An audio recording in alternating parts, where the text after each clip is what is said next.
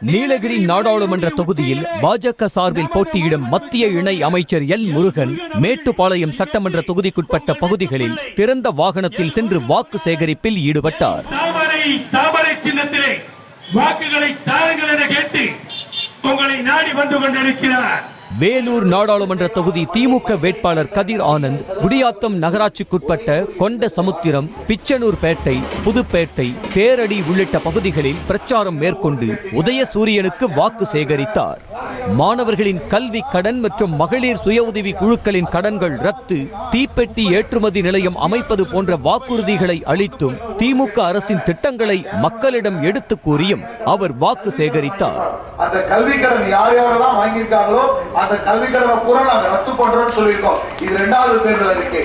3வது மகளிர் சுயஉதவி குழுக்கள், அவங்க சுயஉதவி குழுக்காக பேங்க்ல கடன் வாங்கியிருப்பாங்க, அதை வட்டியும் அசலும் நாங்க ரத்து பண்றோம்னு சொல்லியிருக்கோம்.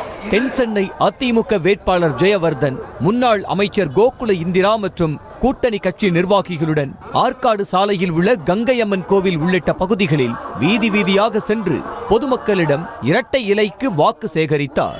ஒரு தடவை கூட அக்கறை இல்லாத ஒரு திமுக நாடாளுமன்ற உறுப்பினர் ஒரு தடவை கூட அவங்களை போய் பார்க்கல. ஸோ ஒட்டுமொத்தமாக ஒரு ஒரு ஒரு ஒரு எம்பியோட ரோல் என்னவென்றே தெரியாமல் ஒரு 5 ஆண்டு காலம் நகர்த்தி இருக்கக்கூடிய நாடாளுமன்ற உறுப்பினராக திமுக நாடாளுமன்ற உறுப்பினர் இருக்கின்றார். ஸோ இதெல்லாம் ஒட்டுமொத்தமாக நம்முடைய நாடாளுமன்ற தொகுதிக்கு எந்த வளர்ச்சி பணிகளும் மத்திய அரசாங்கத்தை சார்ந்து மத்திய அரசாங்கத்தை நிதியை பெற்று நடைபெறவில்லை என்று சொன்னால் அதற்கு முழு காரணம் இவராகத்தான் இருக்க முடியும்.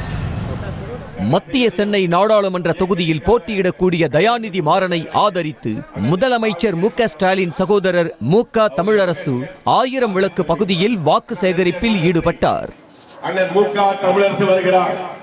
உதயசூரியன் சின்னத்தில் வாக்கு கேட்டு வருகிறார். விழுப்புரம் மக்களவை தொகுதியில் இந்தியா கூட்டணியில் போட்டியிடும் விசிக வேட்பாளர் ரவிக்குமாரை ஆதரித்து அமைச்சர் பொன்முடி கண்டாச்சிபுரம் உள்ளிட்ட பல்வேறு பகுதிகளில் பானை சின்னத்திற்கு வாக்கு சேகரித்தார். சாதியை மதத்தை காட்டி இந்து, முஸ்லிம், கிறிஸ்தவர்களை மத்திய அரசு பிரிக்க நினைப்பதாக கூறிய பொன்முடி அதிமுக 4ஆக பிரிந்து கிடப்பதாகவும் விமர்சித்தார். இஸ்லாமியர்களுக்கு கிறிஸ்தவர்களுக்கு எல்லாம் மாமன் மச்சான் அண்ணா தம்பி தான். நாம் அதெல்லாம் பார்க்குறதில்ல, எல்லாம் ஒன்று தான். அவங்களும் அந்த மாதிரி நம்ம வீட்டு விசேஷங்களுக்கெல்லாம் வருவாங்க. கிறிஸ்துவ சகோதரர்களும் அப்படி தான். அவர் கூப்பிட்றது என்ன மாமு அப்படி தான் கூப்பிடுவோம். ஜாதியை காட்டி மதத்தை காட்டி பிரிக்க நினைக்கிறார்கள். அதுக்கு நாம் இடம் கொடுக்க கூடாது. அதிமுகன்னு ஒரு கட்சி இருந்தது, அதுவே இப்போ 4ஆக போச்சு.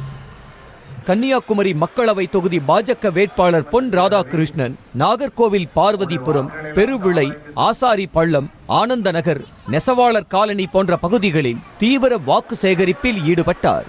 நாகர்கோவில் சட்டமன்ற உறுப்பினர் எம்.ஆர். காந்தி, விஜயதாரணி ஆகியோர் அவருடன் வாக்கு சேகரிப்பில் ஈடுபட்டனர்.